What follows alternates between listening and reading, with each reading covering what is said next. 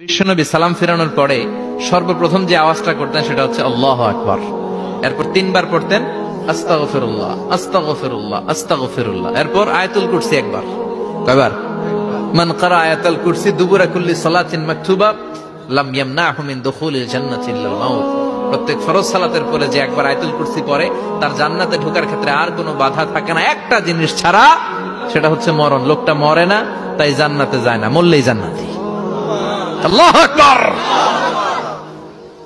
এরপরে 33 বার সুবহানাল্লাহ, 33 বার আলহামদুলিল্লাহ, 33 বার আল্লাহু আকবার। সবশেষে মিলাবেন লা ইলাহা ইল্লাল্লাহ ওয়াহদাহু লা শারীকা লা লাহুল মুলকু ওয়া লাহুল হামদু ওয়া হুয়া আলা কুল্লি শাইইন কাদির। এরপরে পড়তেন আল্লাহুম্মা আনতাস সালাম ওয়া মিনকাস সালাম তাবারাকতা ইয়া যাল জালালি ওয়াল ইকরাম।